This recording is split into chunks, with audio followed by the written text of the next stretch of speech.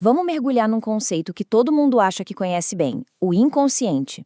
Só que a história de verdade por trás dele é muito mais antiga e surpreendente do que se imagina. Então se prepare para uma viagem às profundezas da mente humana.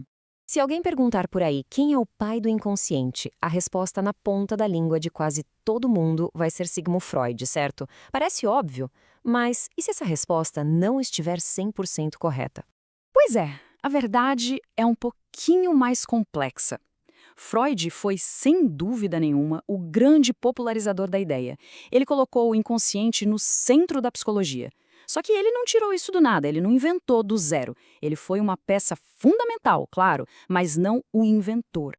Ok, vamos direto ao ponto. Freud não inventou o conceito de inconsciente. O que ele fez, e fez de uma forma genial, foi pegar uma ideia que já estava circulando, sabe, na medicina, na filosofia da mente, e deu para ela uma aplicação nova, super poderosa.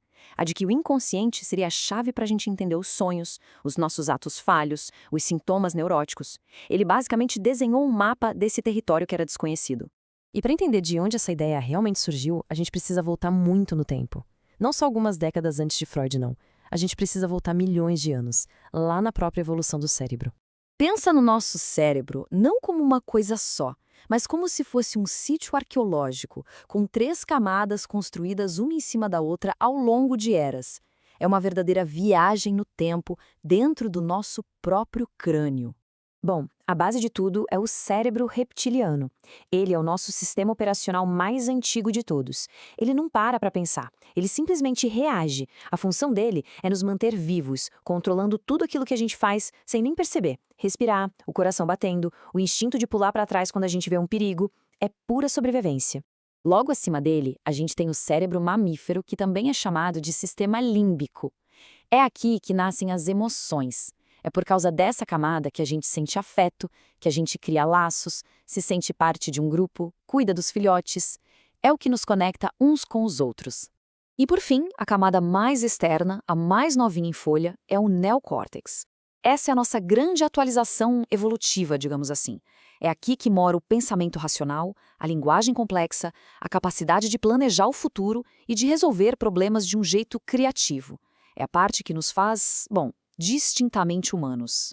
Então, aqui está o pulo do gato. De um lado, no processamento inconsciente, ficam as camadas mais antigas, o cérebro reptiliano e o mamífero. Elas funcionam no automático, na base da reação. É o eu sinto, eu reajo. Do outro lado, no processamento consciente, está o neocórtex, que é todo reflexivo, deliberado, é o eu penso, eu analiso. A grande revelação aqui é que a maior parte do que acontece na nossa mente está na primeira coluna, é tudo inconsciente. Essa descoberta, a de que o inconsciente domina o jogo, foi tipo o golpe final numa série de choques que abalaram a forma como a humanidade se enxergava. O próprio Freud chamou isso de feridas narcísicas, ou seja, golpes no nosso ego, na nossa autoimportância. Pensa bem, primeiro, Copérnico chegou e disse que a Terra não era o centro do universo, um baque. Depois, veio Darwin e mostrou que a gente não era o ápice da criação, mas só mais um galho na imensa árvore da vida. E aí, para fechar, a ideia do inconsciente deu o terceiro golpe, e talvez o mais pessoal de todos, a noção de que a gente não é nem mestre da nossa própria casa, na nossa própria mente. E o mais curioso é que essa jornada evolutiva gigantesca da espécie humana inteira meio que se repete de um jeito simbólico no desenvolvimento de cada pessoa, desde o nascimento. Olha que interessante, um bebê começa a vida num ambiente aquático, lá no útero. Depois que nasce, ele se move como um quadrúpede, engatinhando. Daqui a pouco se põe de pé, vira um bípede e, finalmente, desenvolve a linguagem. Em questão de 1 ano, ou mais ou menos, ele recapitula milhões de anos de evolução da espécie. Logo no comecinho, o bebê vive num estado que a gente pode chamar de narcísico puro. Para ele, não existe uma separação entre eu e o mundo. Tudo é uma extensão dele mesmo. Sentiu fome? A comida aparece. O universo literalmente gira em torno dele. A grande virada de chave acontece com o que a gente chama de falha. Mas não é uma falha no sentido ruim, é uma falha necessária. A mãe ou quem cuida dele demora um segundinho a mais para atender ao choro. E é nesse pequeno atraso que o bebê percebe uma coisa revolucionária. Existe um outro. Existe um mundo lá fora que não está sob o seu controle total. E é aí que a psique começa a se diferenciar. É essa diferenciação que cria a dinâmica que governa as nossas reações todos os dias. Para ver como o inconsciente funciona na prática, vamos acompanhar essa cascata emocional passo a passo. Primeiro, o estímulo. Tudo começa com uma imagem na mente, digamos, a imagem de um rato. Passo 2, o rótulo. A mente, rapidinho, anexa uma etiqueta baseada na memória. Perigo. Passo 3, ativação. Isso aciona nosso cérebro mamífero, o centro emocional.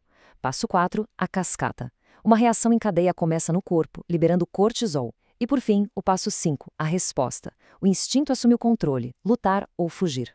E tudo isso acontece numa fração de segundos, muito antes da mente consciente sequer processar o que aconteceu. Tudo isso nos leva a enxergar a consciência de um jeito diferente. Ela não é a base de quem a gente é. Ela é uma novidade, quase um experimento bem recente na longa história da vida. Este gráfico mostra isso de forma brilhante. Por milhões de anos, a capacidade do crânio dos nossos ancestrais foi crescendo bem devagar. Mas aí, num piscar de olhos em termos evolutivos, acontece uma explosão de crescimento com o Homo sapiens.